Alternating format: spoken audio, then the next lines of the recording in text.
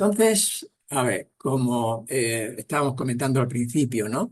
La idea de este seminario en este espacio tan interesante para mí como es el Seminario Latinoamericano de Colaboración sobre el enfoque ontosemiótico, bueno, pues he pensado que sería muy interesante pues hacer una presentación y sobre todo de discusión y diálogo sobre el libro que acabo de publicar y que me imagino que ya ustedes conocen, que, en el que yo digamos, me he atrevido a hacer una sistematización, una compilación y como verán ahora en la presentación también hay como si algunos pequeños aportes en cada uno de los diferentes módulos, ¿no? Bueno, el título que le he puesto a este seminario es Hibridación y articulación de teorías, el caso del enfoque ontosemiótico en educación matemática, para un poco poner el acento en en el título, digamos, el esfuerzo que desde siempre, desde el nacimiento del enfoque, ha prestado a la idea de la clarificación de teorías, al diálogo entre teorías y a la articulación de teorías, ¿no? Entonces, en los diferentes capítulos, creo que del libro se muestra, digamos, esta preocupación por conectar y por enlazar diferentes perspectivas teóricas, pero de una manera, digamos, organizada y sistemática y coherente, ¿no? Bueno, entonces he puesto aquí la página del libro y como saben, bueno, el libro está publicado en papel por la editorial esta Aula Magna de McGraw-Hill, pero digamos conseguí que yo pudiera hacer una edición digital en abierto, ¿eh? Por eso, digamos, que me imagino que la mayoría de ustedes, si no todo, pues lo habrán descargado de la dirección que hay aquí. Bueno, también visto la importancia que tiene el que la investigación, bueno, pues llega a alcanzar, digamos, al mundo anglosajón, a los investigadores. O sea, evidentemente la investigación en didáctica de la matemática, en educación matemática, pues es un ámbito internacional y, bueno, pues para tener acceso, digamos, a ese ámbito internacional, pues he procurado hacer esta traducción del libro en inglés también. De manera que, y también en acceso abierto. Bien. Entonces, ¿cuál es el propósito de este seminario? Que, como comentábamos al principio, si vemos que demasiado extensa lo que yo he previsto en presentar aquí y discutir todo el libro, podemos prever hacer una segunda parte de este seminario. Entonces, por eso vamos a hacerlo un poco despacio y también procurando que haya diálogo.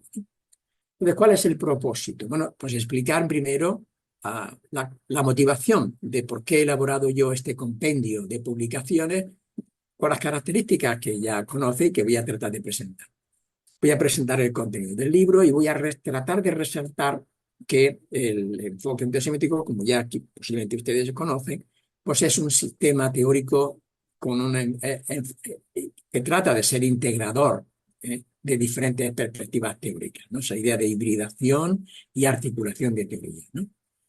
Y voy a procurar también mostrar que en los diferentes capítulos del libro hay unos aportes, no solamente una recopilación. Yo podía haber optado por seleccionar algunos de los artículos que están ya publicados, como ustedes saben, y, digamos, para hacer un compendio de ellos. Pero entiendo, yo pensaba que era necesario hacer, digamos, un esfuerzo de profundización, de articulación de los diferentes módulos o aspectos que componen el EO, ¿no?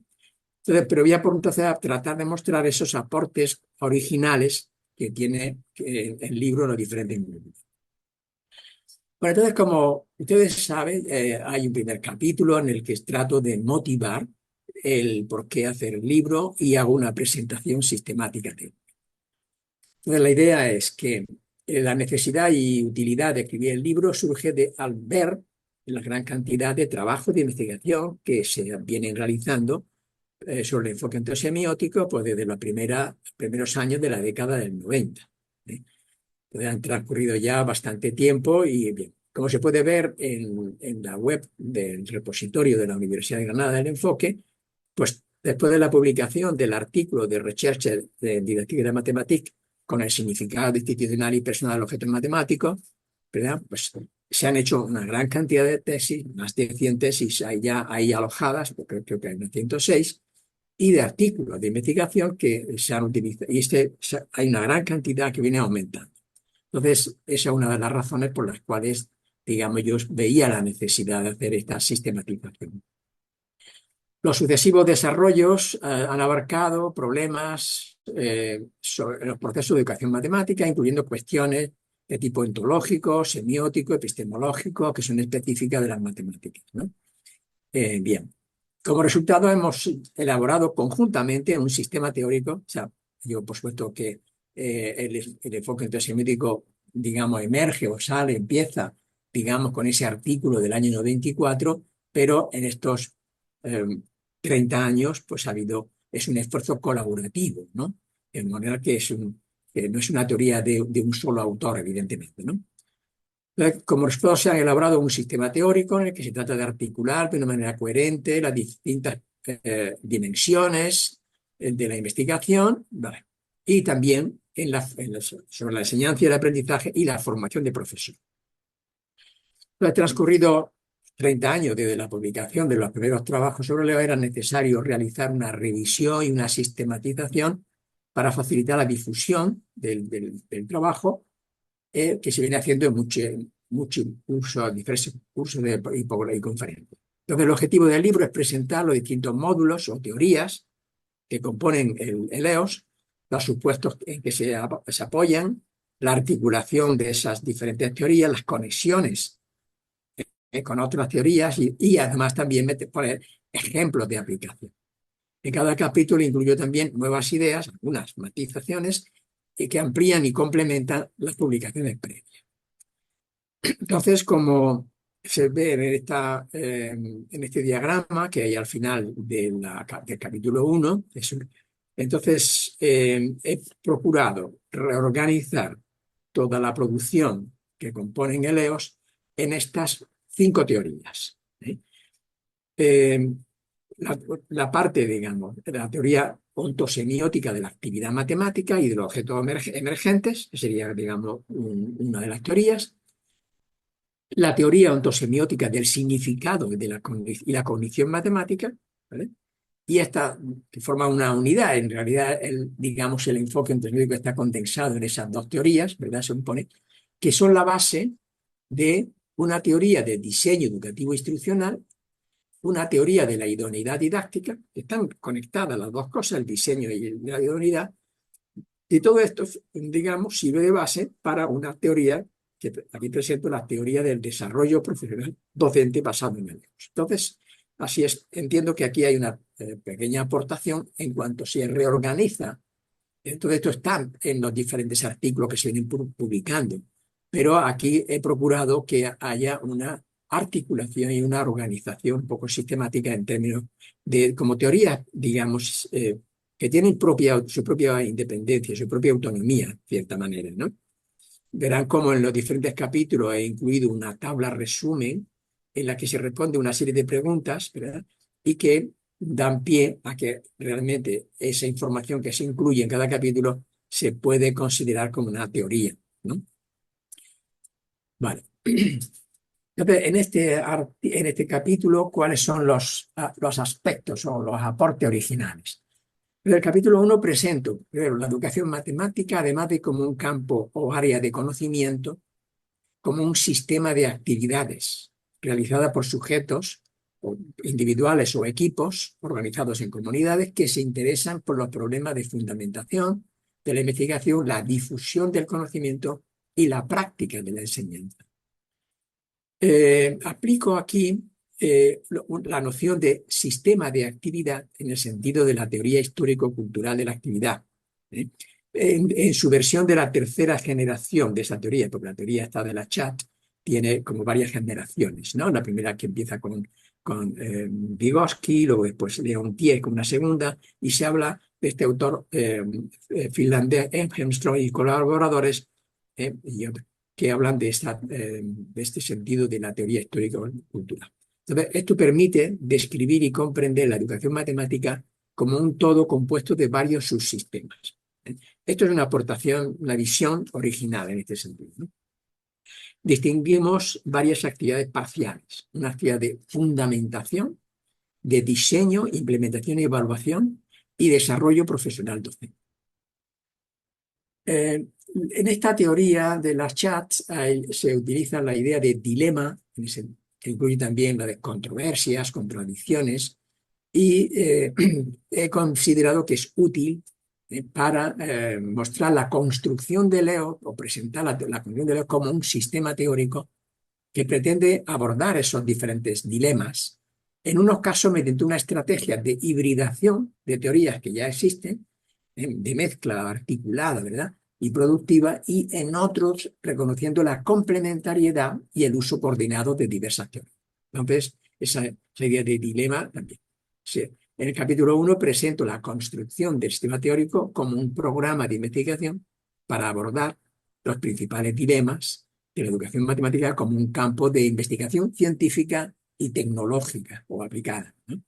Y concretamente se desarrollan, se describen ahí, se mencionan de una manera sucinta varios dilemas, ¿no? Dilemas, por ejemplo, en la conceptualización de la educación matemática, sobre la manera de cómo se concibe la educación matemática, dilema sobre el conocimiento matemático en sí y su emergencia, en cómo se conceptualiza el aprendizaje, diferentes perspectivas, ¿verdad? Y cómo se conceptualiza la enseñanza, bien centrada en el estudiante o en el profesor. También dilemas sobre la evaluación de los procesos educativos y sobre la formación de profesores de matemáticas. Entonces, esa es un poco, en síntesis, el capítulo. A ver, entonces, si os parece, vamos eh,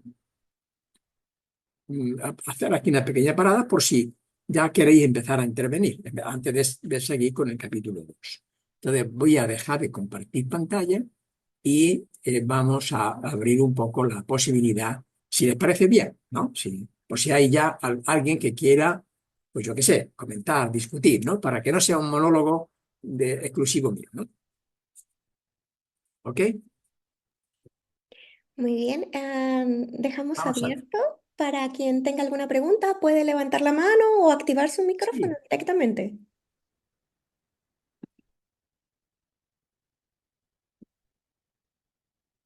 O sea, me podéis discutir de cualquier cosa que acaba de decir o incluso Sí, que se anime, que se anime. la misma iniciativa de decir, bueno, es que este libro no era necesario. Pues nada, admito cualquier, cualquier Bueno, comentario. solo Bueno, como para comentar algunas cuestiones y animar al público asistente a sí, discutir y a hacer uso de este seminario, que no se convierta en un monólogo, como usted bien señala. Eh, A mí sí me gustaría que contara un poquito, que esto es una de las dudas que frecuentemente surgen cuando un investigador como nosotros que salimos a exponer a veces los trabajos de desarrollo del enfoque ontosemiótico nos suelen hacer es, en primera instancia usted platicaba de los orígenes, y en sus orígenes el enfoque ontosemiótico se denominaba teoría de las funciones semióticas. Entonces, me gustaría que comentara un poquito cuál fue la necesidad o qué fue lo que ocurrió para que cambiara el nombre de la teoría de las funciones semióticas a enfoque ontosemiótico. Esto por un lado. Y por otro lado, ahora que presentaba el esquemita de la complejidad del enfoque ontosemiótico, otra duda común que suele surgir, sobre todo en los estudiantes de posgrado, de maestría, doctorado, sobre todo en investigadores noveles, es por qué el cambio de denominación de algunas herramientas del enfoque, como la idoneidad didáctica, como las configuraciones ontosemióticas, etcétera, a teorías. Un enfoque teórico ahora contiene teorías. Si de sí, antes estábamos conversando o como que la idea hacia donde se dirigía, al menos es lo que yo pensaba con las conversaciones que teníamos con usted, y con todo el grupo, es que el enfoque autosemiótico era ya una teoría, ¿no? Por su sí, complejidad, por lo que sí, constituye una teoría dentro de la investigación, y de repente ahora se habla de que cada una de sus herramientas son teorías. Entonces me gustaría que comentara un poquito sobre sí, estos dos temas. vale. Vale, perfecto. Bueno, entonces el primero comentaba esta idea de que, en efecto, yo publiqué en el año, creo que fueron 2004, un texto también. Eh, Era con ocasión de tenía que hacer un trabajo de investigación para acceder a la cátedra de universidad aquí en Granada, y entonces organicé, digamos, todo lo que habíamos producido hasta el año 2004, y puse como título Teoría de las funciones semióticas, y como subtítulo un enfoque ontológico semiótico de la educación matemática. Era el subtítulo, ¿no? Bien, entonces, a medida que avanzaba, evidentemente, bueno, porque en aquel momento yo puse ese título, digamos, a esa monografía, ese libro, porque me pareció que era un constructo central de la idea de función semiótica. Pero bueno, luego yo me he dado cuenta que es un constructo central, ¿verdad? La idea de relación entre objetos, pero bueno, es que hay otros elementos, o sea, se deja en un segundo plano, pues en realidad una visión más amplia de la matemática como actividad, es decir, ese enfoque antropológico de la matemática como actividad es también central y crucial, ¿no? De manera que esa es un poco la razón por la cual, es decir, no solamente era la semiótica, sino también la idea de objeto en sí era muy importante. En fin, yo creo que ahora ya no tiene sentido ponerle, digamos, a enfatizar o poner como título y como etiqueta, diríamos, funciones semióticas, porque es un constructo importante, pero dentro de una teoría más parcial. Eso es un poco la razón al comentario que tú hacías de por qué hemos pasado de la teoría de las funciones semióticas al enfoque ontosemiótico. Bien, y luego después la cuestión que comentas bueno, digamos que el EOS se viene ya considerando como una teoría, la teoría del EOS, ¿vale? Pero es que yo aquí en este libro, ahora estamos, lo podemos discutir, evidentemente, pero veo que el enfoque ontosemiótico en general, la educación matemática, tiene que abordar a problemas diversos, ¿no? De naturaleza muy diversa, ¿no? Por ejemplo, el aspecto epistemológico, ¿no? De qué es el conocimiento matemático, cómo emerge el conocimiento matemático, los aspectos ontológicos, que son los objetos, su naturaleza, cómo emergen esos objetos, ¿verdad? Y los aspectos semióticos son cruciales. Entonces, es la idea y bueno, y luego por supuesto tenemos el diseño educativo, tenemos la idoneidad didáctica, tenemos la dimensión normativa, es decir, teníamos en diferentes artículos eh, piezas importantes que estaban ahí. Pero en cierta manera yo me he dado cuenta que eran piezas un poco como sueltas, como aisladas. La idoneidad didáctica como un constructo, pero que yo en diversos momentos he empezado a hablar de la teoría de la idoneidad didáctica, ¿verdad? Es decir, que teníamos, o también, por ejemplo, el modelo CDM de conocimiento didáctico matemático del profesor. Eran un poco como piezas sueltas. Y yo aquí en este libro he tratado de articularlas, de unir, de compaginarlas, ¿verdad? Vale, entonces esa es un poco la idea de hablar, ya no digo de una teoría, la teoría de Leo, sino el sistema, me atrevo a decir, ¿no? El sistema teórico. ¿Por qué? Pues porque yo muestro que, puesto que los problemas son diversos, hay problemática epistemológica, ontológica y semiótica. Y eso es una problemática de naturaleza más bien filosófica, ¿no? Y semiótica, que tienes que producir un modelo o teoría, ¿vale? Tiene su propia entidad en sí. O sea, digamos, el EOS podría vivir solamente de esa manera, en un espacio más bien de tipos filosóficos. Pero claro, y luego tienes otra problemática, que es la problemática educativo-instruccional, el diseño educativo. ¿Cómo preparar las clases? ¿Qué hacer? ¿Cómo analizar una clase? ¿Entiendes? Y luego el tema de la evaluación, que da lugar. Es decir, que son problemáticas diferentes sobre las cuales se pueden definir teorías diversas. Claro, y de hecho hay diversas teorías. Entonces, lo que aquí, en ese diagrama que acabo de presentarles, trato de mostrar que en el conjunto de las publicaciones que venimos haciendo sobre Leos, ¿verdad? Hay una información y unos documentos que se pueden organizar como una teoría, entendiendo por teoría, pues un conjunto, hay una problemática, hay unos postulados, hay unas herramientas teóricas, es decir, hay unos aspectos que permiten llamar teoría a eso, a esa unidad, porque hay una problemática específica, ¿verdad? Y que se abordan con unos supuestos y una herramienta específica. Entonces yo creo que el enfoque antesemiótico gana, yo creo, entidad con esta manera de presentarlo no como una teoría más, bueno, una teoría, sí, pero por supuesto que una teoría más, y hay muchas en competición, evidentemente, pero la idea es que eh, ahora veremos, a lo largo del libro se muestra que tiene sentido hablar de teorías, ¿eh? Y sobre todo cuando vean la tabla resumen que hay después de cada capítulo, donde se responde a unas preguntas. ¿Cuál es la Mm. finalidad? Y ahora también lo voy a ir presentando, ¿no? ¿Cuál es el ámbito? ¿Con qué teoría se relaciona? Etcétera. Entonces, yo soy capaz de dar una respuesta a las preguntas que me pueden decir, bueno, ¿esto por qué le llamas una teoría? Porque reúne las características de una teoría en ese sentido. No sé si con esto te he respondido. Más o menos, yo solo una y ya le doy la palabra a los demás miembros del grupo, pero aquí veo que Graciela y no sé quiénes más quieren comentar. Eh, Justamente con eso que Perdón. acaba de decir, es una de las inquietudes que seguramente le surgirán a otros oyentes, a otros asistentes de ese seminario, en relación a qué es una teoría o cómo se considera una teoría, ¿no? Que hay unos supuestos, que hay unas herramientas, que hay unas problemáticas en común, etcétera, etcétera. Y resulta ser que algunas herramientas del enfoque endosemiótico, yo las suelo llamar teórico-metodológicas en los trabajos que desarrollamos, están bien articuladas. Por ejemplo, la idoneidad. Entonces, Sí, obviamente, la idoneidad es una herramienta que nos sirve para valorar procesos y para otros temas más, pero resulta ser que cuando queremos hacer uso de la idoneidad, sobre todo dependiendo de qué es lo que se esté investigando, es necesario hacer anclajes a otras herramientas como la configuración, como las normas, si uno quiere profundizar y no solamente ser superfluo.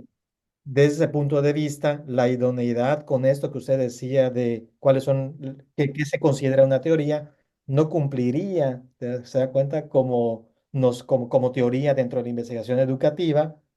¿Se da cuenta? El tema de es una teoría propia con sus características, con sus propias metodologías, eso, porque necesita echar mano de articulaciones de otras herramientas de Leos. Bueno, eso.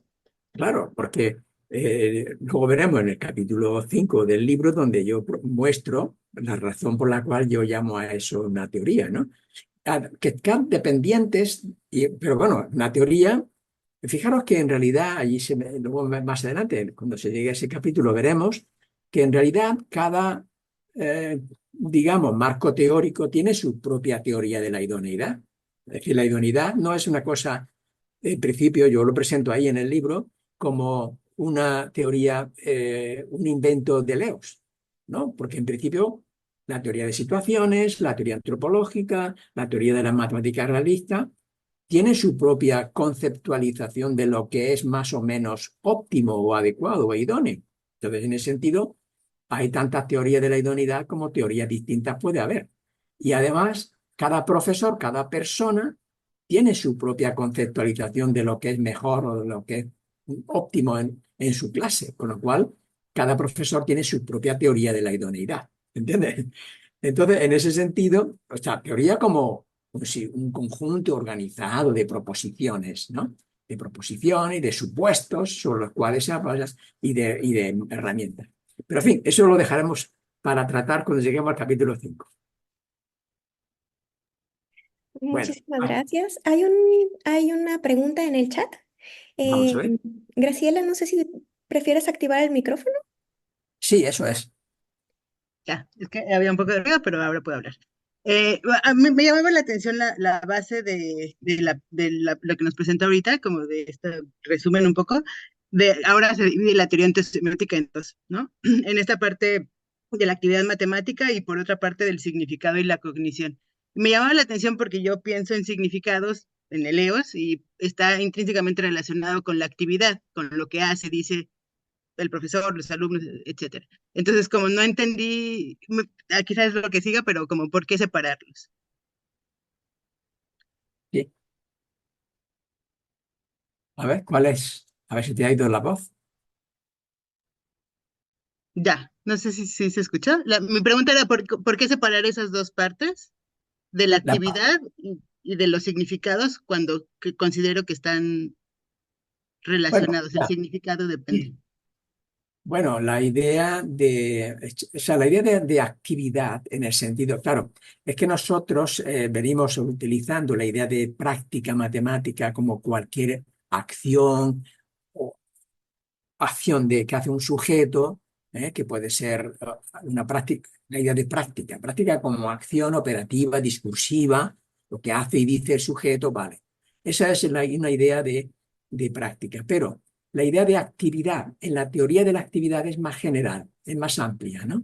Es decir, porque implica, es decir, hay una manera de conceptualizar y eso está no sé si en el libro está poco desarrollado este constructo de la actividad según la chat, pero la idea es que hay un sujeto en la idea de la teoría de la actividad. Hay 6 elementos en la teoría de la actividad, ¿verdad?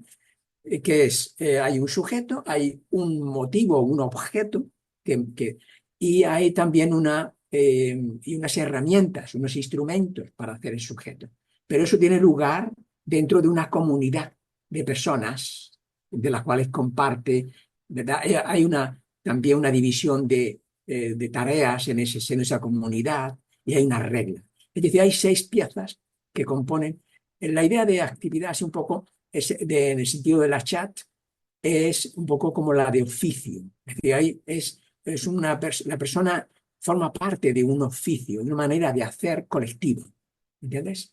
Entonces es distinto. Entonces la manera, o sea, yo trato de aquí utilizar la teoría de la actividad de la chat desde esa perspectiva de comprender toda la educación matemática como una actividad descompuesta en varias actividades. Es como si fuese el oficio de la actividad matemática, y luego hay un oficio de fundamentación, de diseño, de formación de profesores, etcétera. ¿Me entiendes? Eso es en ese sentido. No sé si con eso está claro.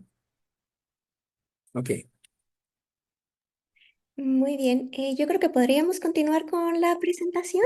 vale, perfecto. Perfecto, ya vamos a ir Muy a la bien. otra cosa. Entonces, yo ahora hago aquí esto, compagino esto aquí y me voy aquí. Ok,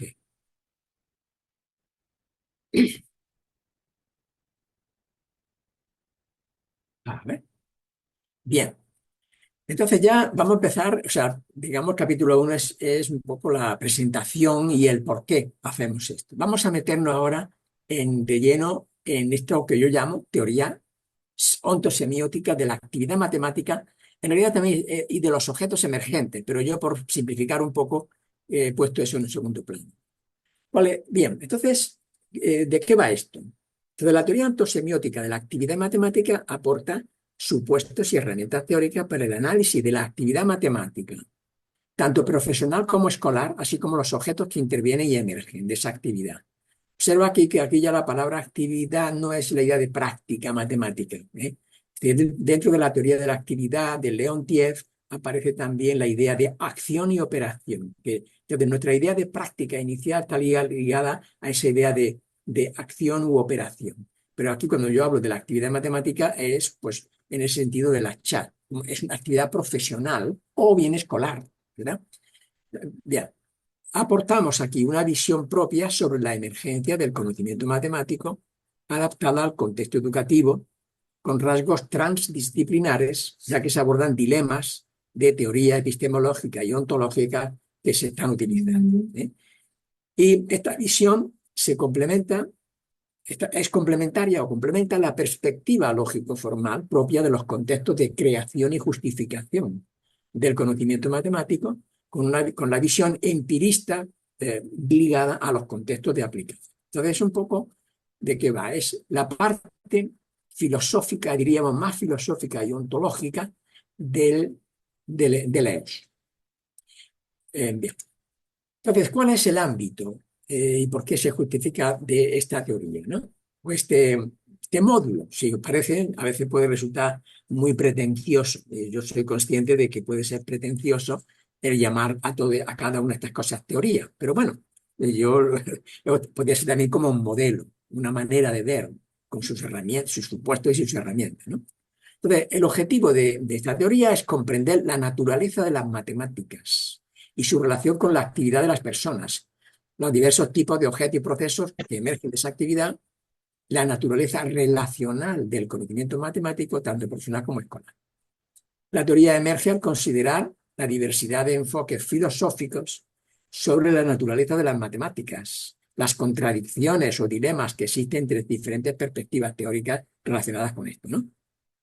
Y entonces consideramos posible y necesario elaborar un modelo epistemológico y ontológico coherente de las matemáticas, pero sin perder de vista, ¿verdad?, el punto de vista educativo. Este modelo debe de servir de fundamento para la matemática educativa.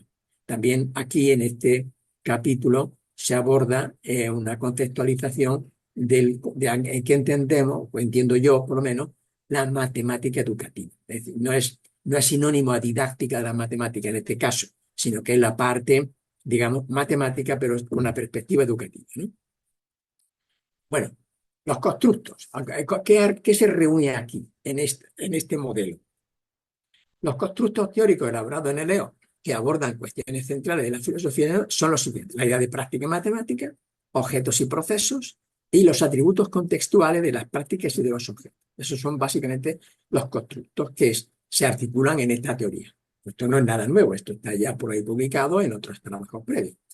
Estos constructos teóricos se articulan con la herramienta configuración ontosemiótica de práctica, objetos y procesos, en cuya parte central está la idea de práctica, etc. ¿Vale? Entonces, eso serían un poco los constructos que forman parte de esto, ¿no? Los postulados de la teoría son los siguientes, los supuestos de este modelo. Bueno, la matemática se considera como una actividad humana centrada en la resolución de cierta clase de situaciones problemas.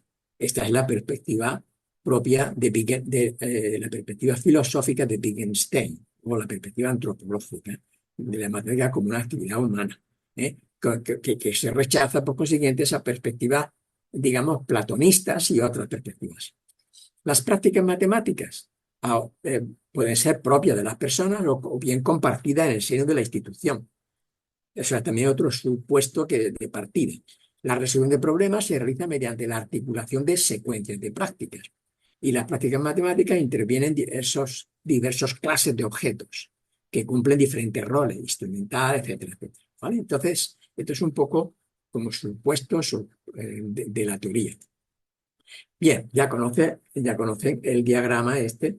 Aquí he introducido un pequeño cambio en este diagrama, y es que en otros, si ustedes tienen por ahí otras publicaciones, verán que teníamos contexto institucional, pero lo he cambiado aquí a contexto, algo más amplio, que es el contexto ecológico en el que tienen lugar las prácticas. No solamente porque la idea de la institución he procurado en el libro ampliarla, por supuesto la mantengo, pero en la idea de comunidad de prácticas, porque la idea de institución está ahí un poco, hace que se pierda un poco en las raíces, digamos, socioculturales, en la conexión de Leos con las perspectivas socioculturales.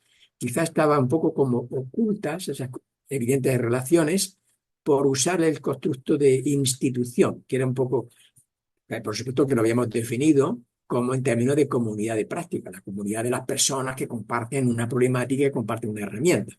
Pero, en fin, aquí he introducido este pequeño cambio que hablo del contexto ecológico en el que tienen lugar las prácticas. El resto de los elementos ya lo conocen, que son los distintos objetos primarios, las perspectivas duales, ¿verdad?, o las polaridades desde las cuales se pueden contemplar las prácticas y los objetos, ¿verdad?, la personalidad institucional, etcétera, y los procesos. Es un diagrama muy rico que aquí se recoge y se explica con cierto detalle. ¿De dónde viene esta teoría y en qué se parece a otras? Bien, desde el punto de vista epistemológico, la teoría se basa en la perspectiva antropológica de las matemáticas de Wittgenstein, al entender las matemáticas como una actividad humana y atribuye a los conceptos y proposiciones una naturaleza convencional y regulativa. Es decir, aquí nos enfrascamos más, o nos conectamos con más claridad, ¿verdad?, de una filosofía específica. Pero también se basa en el enfoque pragmatista de la semiótica de Peirce y en la perspectiva histórico-cultural de la cognición de Vygotsky. Es decir, aquí tenemos, he procurado que esté como más claro y más las raíces en Wittgenstein, en Peirce y en Vygotsky.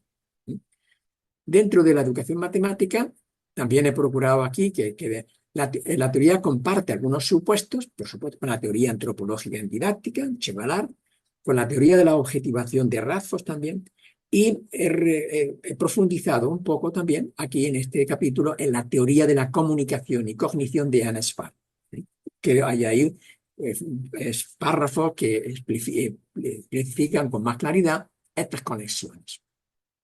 ¿Y para qué sirve este módulo o teoría? La teoría proporciona un fundamento para los procesos educativos institucionales de las matemáticas. Eso se verá después, como se ve en el capítulo 4. Permite hacer análisis detallado de la actividad matemática. O sea, sirve para hacer, básicamente, análisis detallado de la actividad matemática, tanto desde el punto de vista personal o cognitivo como institucional o cultural, y comprender la complejidad de objetos y procesos en la resolución de problemas matemáticos. Esta teoría se usa, ¿para qué sirve? Se usa como fundamento de la teoría del significado, ¿verdad? Y la cognición, la teoría del significado y el conocimiento, la cognición matemática, que se describe en el capítulo 3, y en las teorías educativas que se desarrollan después en los capítulos 4, 5 y 6, ¿verdad?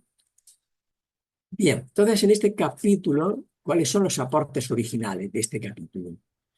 Bueno, primero profundizo en los fundamentos filosóficos de Leos sobre las matemáticas, caracterizando la noción de matemática educativa como un contexto de difusión y aprendizaje de las matemáticas que complementa los contextos de creación, justificación y aplicación.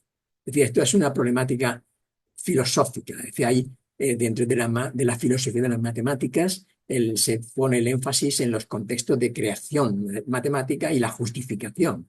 Y hay otros contextos de aplicación. Entonces, apoyándome en algunos autores, veo que la matemática educativa es un nuevo contexto que atiende básicamente a la difusión y aprendizaje de las matemáticas, ¿verdad? Bien, o sea, esto, aunque estaba por ahí publicado en varios trabajos previos, ¿verdad? Pues aquí queda un poco como más claro. Describo la herramienta configuración ontosemiótica de práctica, objetos y procesos, como la que se, en la cual también procuro enfatizar que hay tres visiones complementarias de las matemáticas, como actividad, como sistema de objetos y como sistema de signos también. Bien, luego hay, por ejemplo, también las dualidades, los 5 pares de dualidades quedaban un poco ahí en las publicaciones previas, un poco como venidas del cielo, un poco. Aquí yo creo que he conseguido articularlas un poco mejor. Digo, la inclusión de la dualidad personal e institucional permite articular las perspectivas cognitiva y sociocultural de la matemática educativa, mientras que las dualidades particular general, unitario sistémico, ostensivo no ostensivo, aquí las presento como una estrategia para describir los procesos de abstracción matemática y los objetos abstractos. De esta manera queda esbozada aquí como una teoría ontosemiótica de la abstracción matemática. Esto habría que desarrollarlo más. Pero, es decir, los 3 pares de dualidades, particular general, unitario sistémico, extensivo, aquí se presentan de una manera más clara porque la idea de abstracción matemática y objetos abstractos queda en las publicaciones previas un poco como sueltos o como que si no fuesen pertinentes. Y yo entiendo que en la literatura de educación matemática hay teorías que hablan de la abstracción, ¿verdad? Y de objetos abstractos. Y aquí nosotros damos una visión un poco más articulada relacionada con estos procesos, con los procesos, 3 tipos de pares de procesos. Bien, entonces si os parece, paramos otra vez a ver si hay algún tipo de intervención o de aclaración que queráis hacer. ¿Qué? Le damos la palabra a Nicolás, que tiene levantada la mano. Perfecto. ¿Qué tal? Buenas tardes, sí, buenas Sí, tardes a todos. Gracias por la conferencia y por el espacio. Tenía em, dos preguntas, pero esencialmente todas tienen que ver con esta distinción entre creación y aplicación que propones en la sí, teoría. Eh, porque escuchándote y leyendo el capítulo, veo que hay como una distinción entre la parte más lógico-formal para los contextos de creación sí, y la empirista factual para la parte de aplicación, sí, pero ahí hay algo que no tengo del todo claro porque creo que no entiendo bien en qué sentido usas el término aplicación, porque de algún modo el contexto de creación es implícitamente como que siento que la ya, aplicación también es parte, creo que se entiende, no sé formularla mucho mejor, ya. pero No, entiendo, entiendo. No, la idea, mira, la idea es, por supuesto que hay en la matemática, ¿eh? Hay matemáticos puros y matemáticos aplicados. Ahí hay departamentos de matemática, digamos, pura y hay otros departamentos que están ahí, se ocupan básicamente de las aplicaciones, ¿no? Hay también otros contextos más filosóficos preocupados por la justificación, ¿verdad? Formal, lógico-deductiva, ¿eh? Es decir, en el mundo de la creación matemática, de los nuevos teoremas matemáticos, aunque evidentemente, digamos, el matemático se puede inspirar en aplicaciones, pero finalmente tiene que reduce o su aporte básicamente son teoremas y su demostración. Es decir, ¿por qué? Prima la lógica, digamos, del descubrimiento o invención de la matemática, nuevos teoremas, nuevas proposiciones y su justificación. En cambio, hay otros, y eso es propio digamos, del matemático puro, ¿vale? Y hay, sin embargo, otros usos de las matemáticas donde no se preocupan por la producción de nuevos teoremas, sino por aplicar los teoremas que existen. Y hay el mundo de la matemática aplicada. Está el ingeniero, diríamos, que se preocupa por utilizar herramientas matemáticas para resolver problemas prácticos, empíricos, relacionados con el mundo, ¿no? Entonces, la idea entre constructo y cosa, que ahí se menciona también, ¿verdad? Es decir, la idea de que el matemático puro está ligado todo con constructos, con ideas, con elementos que son abstractos, diríamos, mientras que el ingeniero, el matemático aplicado, ¿verdad? Cuando lo aplica a un caso concreto particular, se va a encontrar con magnitudes físicas, con cosas que se hay que medir, etcétera, ¿no? Entonces, esa es un poco la idea. ¿Y qué pasa con la matemática educativa? Pues que tenemos que vivir entre esos dos mundos, porque el contexto de aprendizaje, ¿verdad? Necesita ese mundo, ese contacto con la realidad, con las cosas, ¿verdad? En los primeros, sobre todo en los primeros, bueno, en todos los niveles, pero sin perder de vista el mundo de los constructos matemáticos formales. No sé si con esto te respondo. No sé si te queda sí, más claro. ¿Ok? eh, sí, o sea, me quedó un poco más clara esto de cuando planteas las aplicaciones mucho más cercanas Al mundo de a la cuestiones física relativas al mundo, real. claro.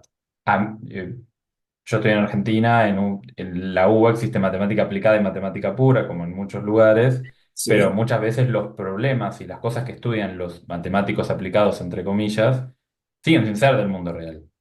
Pueden tener sí, relación con el sí, mundo real, pero es como y digo, al mismo tiempo, pensando en este origen de los constructos matemáticos relativos a la resolución de problemas, me sí. resulta como, digo, la producción del teorema que permite abarcar toda una clase de problemas está tan cerca de la aplicación, o sea, después, Bueno, sí, o sea, pero está bien, entiendo. es que no es un mundo que esté completamente, digamos, separado. Yo, por ejemplo, mira, Claro, mi tesis doctoral era de matemática aplicada, ¿eh? Yo estudié desde un punto de vista probabilístico, el funcionamiento de sistemas intermitentes, de sistemas físicos intermitentes, un dispositivo, una máquina, un aparato que se apaga y se enciende, un frigorífico, por ejemplo, se apaga y se enciende. Y estaba interesado por la fiabilidad de los dispositivos en régimen de funcionamiento intermitente, ¿vale? Y ese era mi punto de contacto con mi problema inicial, era ese, ¿no? Porque estuve trabajando en una industria, cuando acabé en matemáticas, trabajé yo de matemático aplicado en una industria, ¿no? Bien, pero cuando me digo, voy a hacer la tesis doctoral, bueno, aquello, aunque mi punto de partida era ese, pero mi tesis era teorema, demostración, teorema, demostración. Es decir, el mundo de la realidad desaparecía y aquello era pura lógica y pura deducción. ¿Entiendes? De eso va esa distinción. ¿Ok? Perfecto. Vale, Le damos- gracias. Muchas gracias, Nicolás. Le damos ahora la palabra a Gladys Blanco. Bien.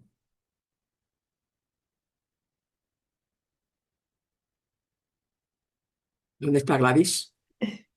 A ver, no te veo, Por ni acá te tenía oigo. la mano levantada, a ver si puede activar su micrófono, Gladys. A ver. Bueno, igual sí, creo que ya lo pudo activar.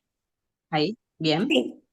Sí, buenas tardes, doctor. Un gusto estar en su conferencia. Y respecto a lo que estaba escuchando con la teoría, me quedó mucho y me suena la idea de dilema con respecto a las controversias y las contradicciones que se pueden dar en una conceptualización matemática.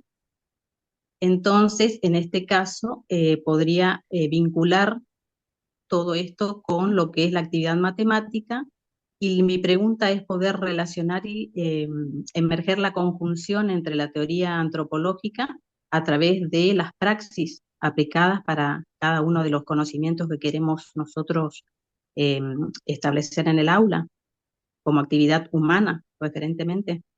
Mm. O sea, tu pregunta es las conexiones entre la teoría antropológica, ¿no? Y lo que estamos diciendo aquí.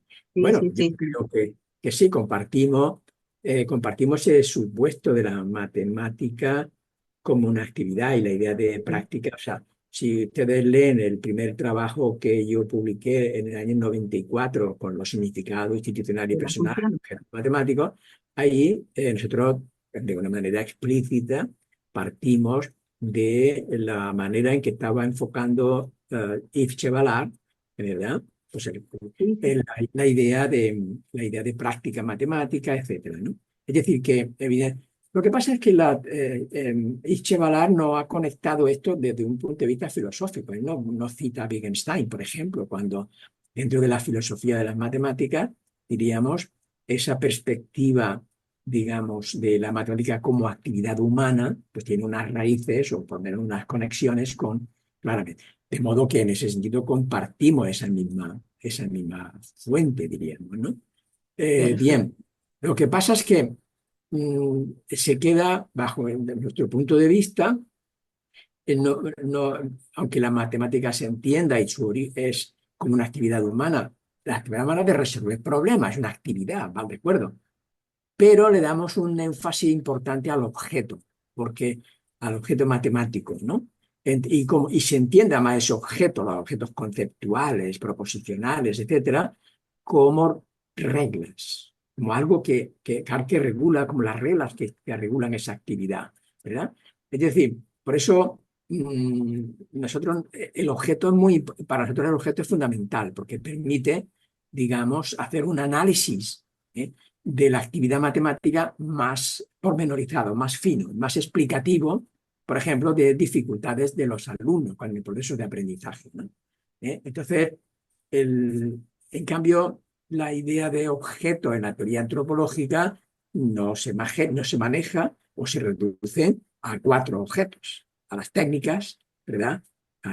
Es decir, a las teorías y a la praxeología, que tiene 4 piezas, ¿no?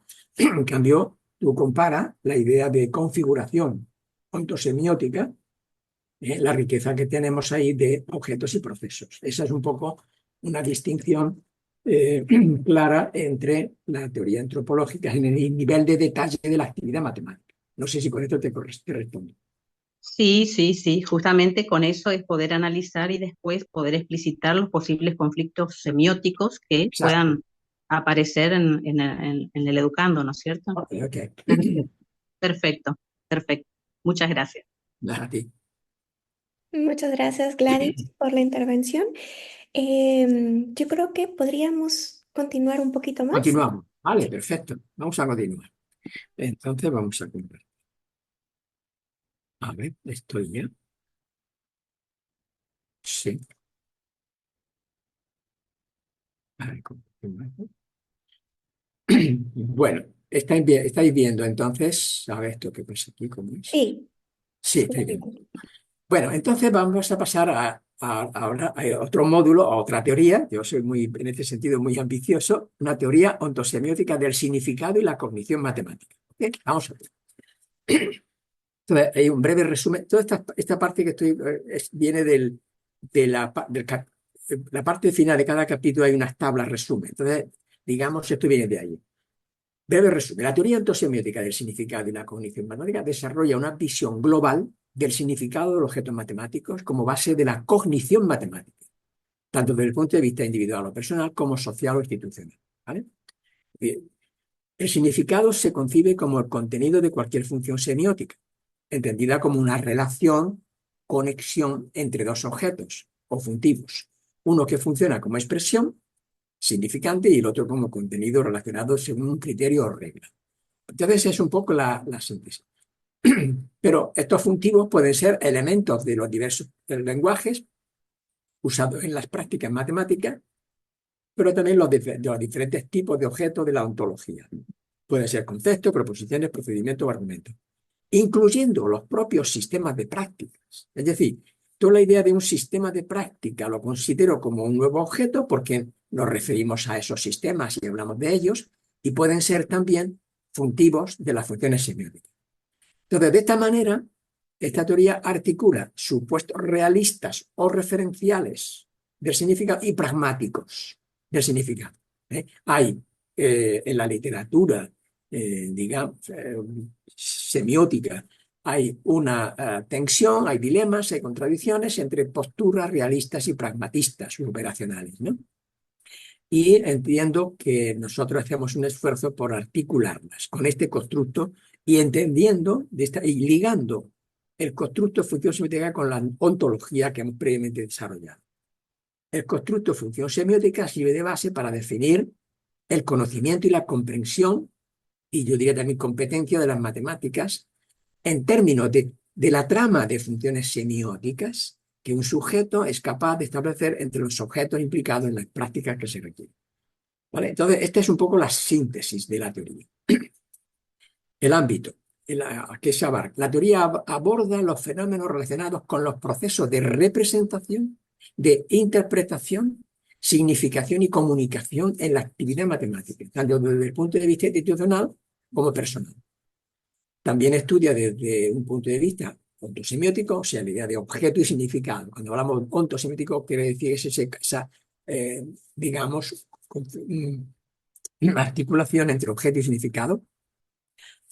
También estudia la naturaleza y emergencia del conocimiento, la comprensión y la competencia. O sea, la finalidad de todo este modelo teórico es hacer una conceptualización de qué es conocer, qué es comprender, qué es ser competente, ya desde la perspectiva del sujeto. Pero entonces adoptamos una perspectiva semiótica desde el conocimiento, o mejor, una teoría ontosemiótica, un punto de vista ontosemiótico sobre el conocimiento matemático. ¿Okay? A ver, la justificación, ¿y esto para qué? ¿Por qué? Es necesario elaborar una teoría que articule posiciones realistas y pragmatistas del significado, para el caso de las matemáticas, que sirva de base para describir y comprender los procesos de cognición matemática, tanto desde el punto de vista individual como social. Bien, una perspectiva ontosemiótica aborda o aporta un punto de vista necesario y eficaz para abordar el estudio de la cognición matemática, ¿verdad? Como también los procesos de representación, interpretación y comunicación. Y ahora, ¿qué pasa? Que las teorías existentes en educación matemática desde mi punto de vista, son parciales respecto al dilema entre realismo y pragmatismo, entre cognición individual y cognición social. Y aquí quedan articuladas. Tampoco tienen en cuenta la diversidad de objetos que intervienen en la actividad matemática, que con frecuencia reduciéndolos a los elementos lingüísticos, a los objetos ostensivos, que están desligados de los constructos y de las prácticas. O sea, por supuesto que a mí me gustaría que poder atraer a esta discusión a los filósofos y a los semióticos, ¿no? Porque estoy diciendo, o a las personas dentro de educación matemática que están apoyando esta perspectiva semióticas, ¿no?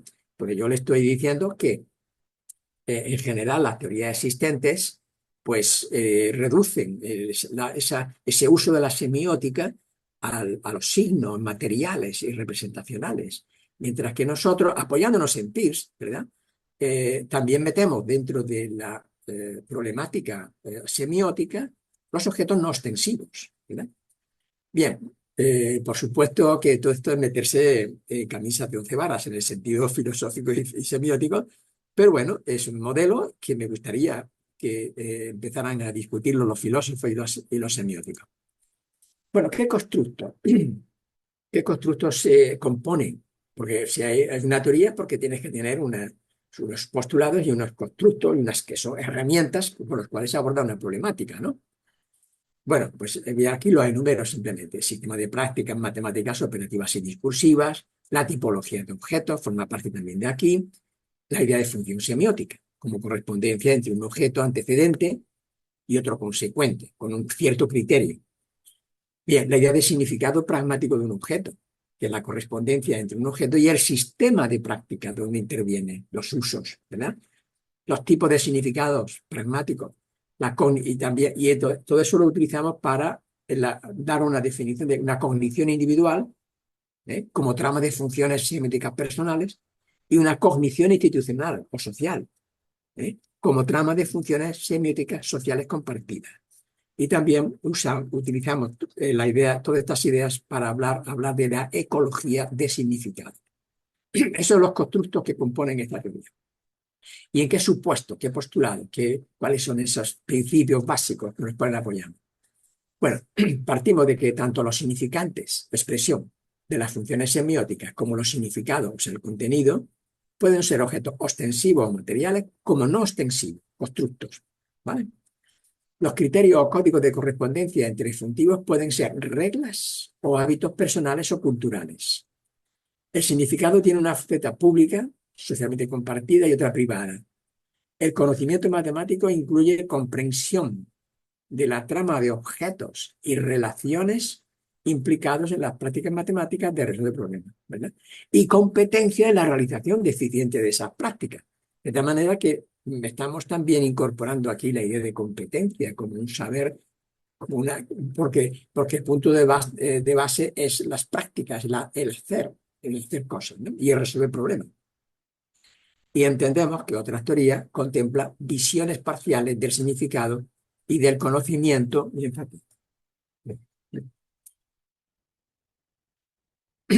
Vale, entonces esta sería un poco los postulados.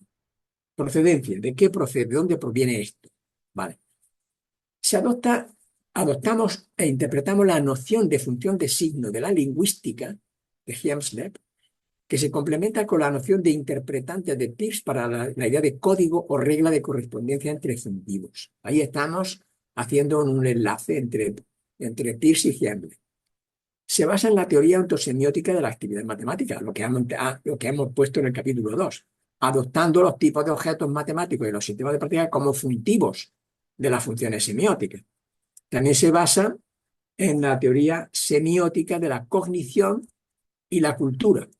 Aquí hemos desarrollado unos apartados en el que hablamos de una manera un poco más explícita de Eco y de Lotman, para las teorías semióticas de la cognición y la teoría semiótica de la cultura.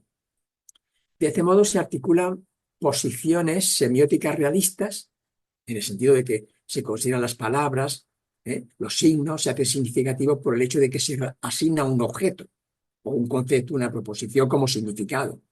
Pero también las pragmatistas. Los signos se hacen significativos por el hecho de desempeñar una determinada función en un juego lingüístico, o sea, por el hecho de ser usados en ese juego de una manera determinada y para un fin, el significado como uso en Wittgenstein. ¿En qué se parece esta teoría? La noción de función semiótica se relaciona con la idea de signo triádico de Peirce. Hay tres elementos, tres piezas. El significado como sistema de práctica operativas y discursivas es una interpretación de la máxima pragmática de Peirce. Eso también está por ahí desarrollado y es interesante, ¿eh? Cuando decimos que el significado de un objeto es el sistema de práctica, ¿verdad? Eso es una manera de interpretar la máxima pragmática de Peirce. El significado pragmático de un concepto también se relaciona con la tripleta conceptual de Gerard-Vignot. Los tipos de lenguaje y su uso como representaciones de otros tipos también se corresponde con la teoría de los registros de representación semiótica de Duval. Y el conocimiento como trama de funciones semióticas se corresponde con las teorías relacionales de la comprensión, por ejemplo, de Richard Stem, y de la competencia matemática como saber hacer en la resolución de problemas de Mason y Schoenberg. Estamos aquí diciendo un poco semejanzas, conexiones, relaciones con otras cosas. ¿Y para qué sirve? La teoría antosemiótica del significado se usa como herramienta para analizar y comprender los procesos de representación e interpretación, ¿verdad? La construcción y comunicación del conocimiento, la reconstrucción de los significados de referencia de los objetos. Hay unas tipologías, como ya conoce, de los significados de referencia del objeto, sirve de base para el diseño educativo instruccional, permitiendo reconocer diferentes sentidos o significados parciales y seleccionar una muestra representativa. Entonces vemos cómo esto está relacionado después con elementos que hacemos en nuestras investigaciones, ¿verdad? Que es, primero, clarificar el significado del constructo matemático que estamos estudiando, tratando de reconstruir un significado de referencia, identificando los sentidos parciales. Para eso, digamos, esto se apoya aquí en esta teoría. Permite reconocer la complejidad de objetos y procesos implicados en la actividad matemática y didáctica y, en consecuencia, elaborar un modelo educativo instruccional que tiene en cuenta esas complejidades. O sea, esto se va a relacionar después, va a servir de base para el capítulo 4. ¿Okay? Bueno, ¿qué de aspectos más originales aportamos aquí en este capítulo? Bueno, por una parte relaciona la teoría del significado, sí que ya en un trabajo reciente que hemos publicado en el 2021, lo estamos relacionando con la semiótica cognitiva. Ahí mencionamos a Piaget, Vygotsky, Zolater, Palucci, y la semiótica cultural de Lotman y Eco. Digamos que ahí hemos procurado establecer más conexiones y más relaciones con estos autores, ¿no? Esta teoría semiótica basada en Eco sirve de base para presentar un enfoque ontosemiótico de la cognición matemática. Esto realmente ya se hacía, incluso en el trabajo del 2007, ¿verdad? De ZDM, se mencionaba había una teoría de la cognición, pero aquí entiendo. También hemos aprovechado aquí para incorporar, para mencionar algo sobre la idea de creencia, conocimiento, comprensión, competencia y creencia. Bien, vamos a parar aquí otra vez por si que hay alguna manera de si queréis, vamos a dejar de compartir, por si queréis hacer algún tipo de comentario a lo que llevo comentado hasta ahora. Bueno, cedemos la palabra si alguien quiere realizar algún comentario, hacer alguna consulta también. Si me permite, Lupita, Sí, claro, Hugo. sí, apreciado Juan, escucho con mucha atención, me viene el recuerdo el estudio del teorema central del límite, Sí. Leo, y todo eso muy interesante. Mi consulta va en cuanto a estos últimos 5 años, por decir algo, ¿qué elementos de esta herramienta o teoría del significado y la cognición matemática se está plasmando o le están dando énfasis en las tesis o en los últimos artículos? Hace años cuando ingresé a estudiar, digamos, lo que me encariñó fue el estudio del significado de referencia de los Sí, objetos, en particular los objetos estocásticos, probabilidad estadística, de las grandes ideas estadísticas. Entonces, me llamó mucho la atención eso de desmenuzar el objeto estadístico, matemático, a sí, través del análisis de texto, la historia, y de hecho ahí viene todo las etapas del significado, referencia institucional y personal. Entonces, hoy día, en los últimos años, ¿en qué se está trabajando en cuanto a esta herramienta o le están dando énfasis? Ujú. Bien, bueno, hay muchos trabajos en la página de Leos, están reflejados pues, los trabajos que se vienen haciendo, ¿no? Y en muchos de ellos esta herramienta se está utilizando. Yo creo que, por ejemplo, Lupita puede hablarnos de ese sentido, en su trabajo de investigación también han hecho la reconstrucción de los significados de referencia, o el mismo Luis Pino también en su tesis también hizo una reconstrucción del significado de la derivada. O, por ejemplo, recientemente Alejandro Verón con el concepto de diferencial, por ejemplo. Es decir, esta idea de significado en muchos investigadores, casi en todas, porque, claro, es que cuando tú empiezas a hacer una investigación didáctica de las matemáticas, es matemática, luego tiene que haber algún contenido matemático. Entonces, en la base de todo, en nuestro modelo de reflexión, está es problematizar el conocimiento matemático, el saber matemático. ¿Qué son los objetos matemáticos? Entonces, digamos que es el primer paso que hay que dar, que es clarificar los distintos significados parciales. Entonces, nosotros aquí estamos perfilando lo que es eso, el significado parcial y su articulación en ese significado de referencia del constructo. Hay muchos ejemplos. También tenemos por ahí un trabajo interesante, todo este enfoque de objetos y significados. Hemos desarrollado una teoría de la afectividad, una teoría de la afectividad basada en el EOS, por ejemplo, ¿no? Que en no sé si en este capítulo, sí creo que en este capítulo, donde se menciona, se hace una síntesis de un trabajo que publiqué con Pablo Beltrán en Cambridge Journal de Cambridge University o no sé qué, un artículo en el que está desarrollada esta idea, ¿no?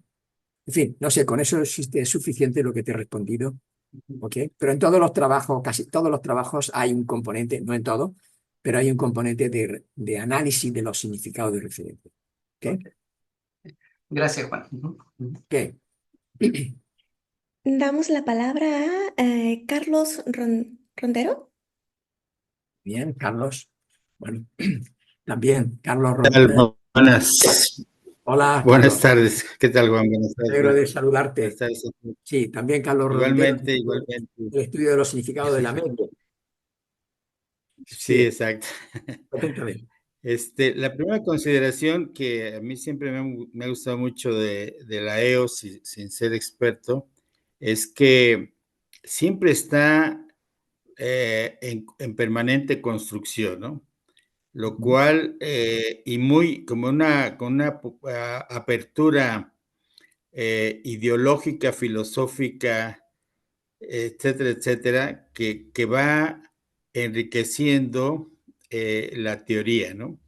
¿Eh? Y que muchas veces no se pelea la EOS, eh, sobre todo los teóricos como tú y otros, Vincent y otros muchos, no se pelean necesariamente con las otras teorías eh, en juego, sino que va incorporando y marcando, eso sí, algunas diferencias o, digamos, aportando otros elementos que no tratan otras teorías.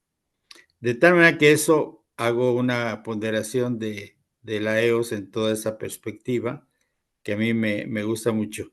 Claro que después, por supuesto, y tú lo mencionas mucho, la complejidad, pues tiene que irse ampliando, pues es natural, ¿no?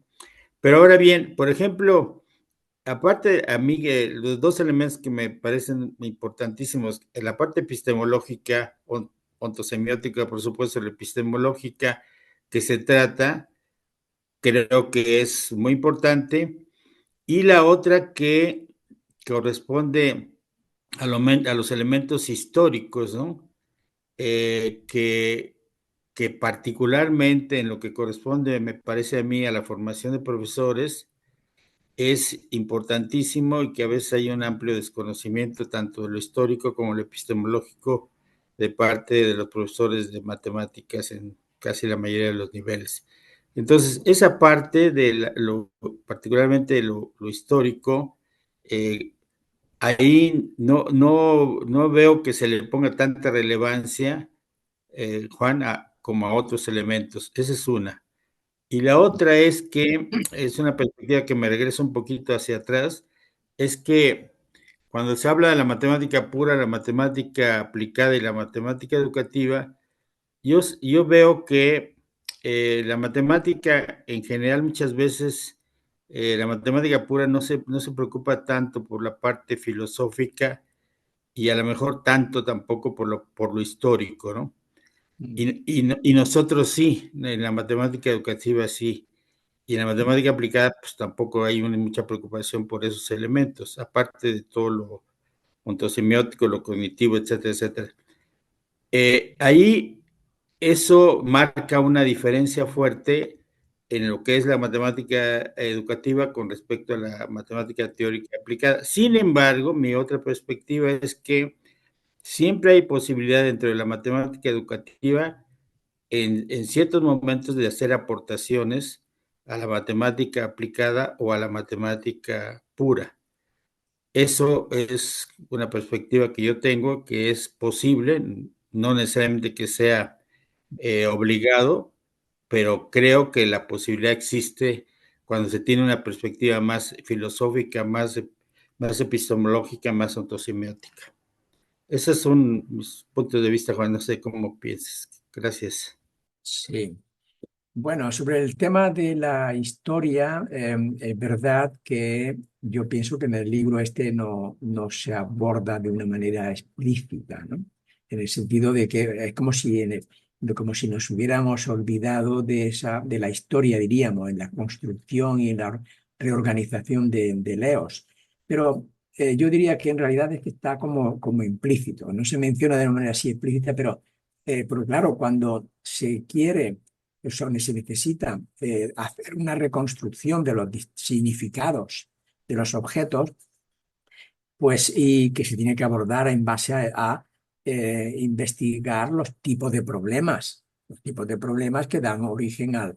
Entonces, está, digamos, implícitamente, la historia está ahí porque si tú quieres identificar los distintos significados parciales de cualquier objeto matemático, ¿cómo lo identificas? Pues tienes que ver cuáles son los problemas que dieron origen a ese constructo sucesivamente. Es decir, básicamente tienes que indagar, tienes que tener una perspectiva histórica viendo los problemas que han dado origen a ese constructo.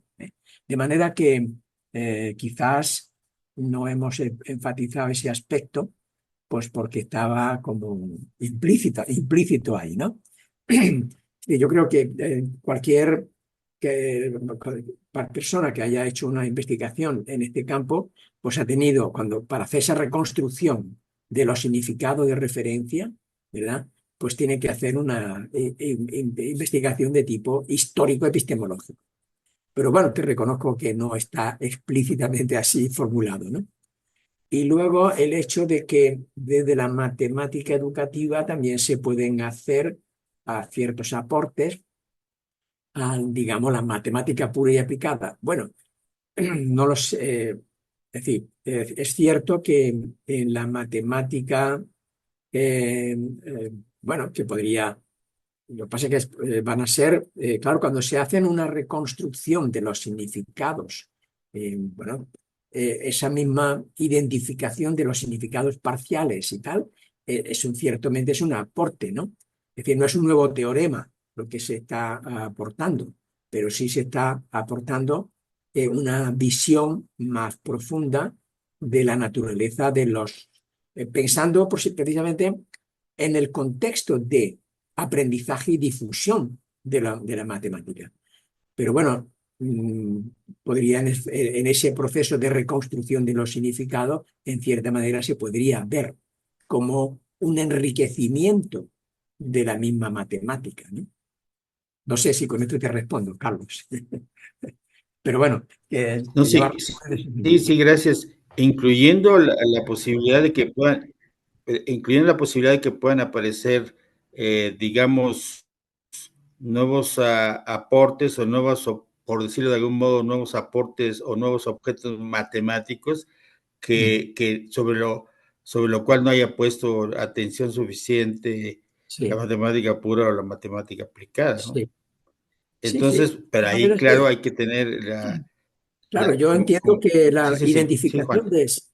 la identificación de esa trama de nuevos significados es algo que pasa desapercibido al matemático y es una visión de la matemática más fina, ¿no? Yo creo que sí. Ok,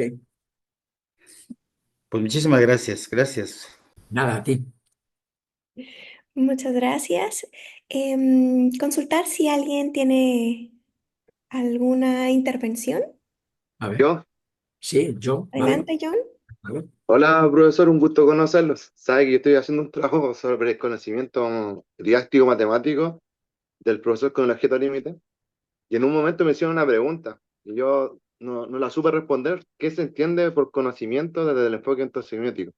Yo leí un poquito en el libro, pero me gustaría si usted me podía dejar, ya que es el autor, un poquito más claro ese concepto que yo no lo supe explicar en su momento, pero ahora yo estoy averiguando su libro y sale ahí, pero me gustaría ver si usted me lo puede explicar directamente.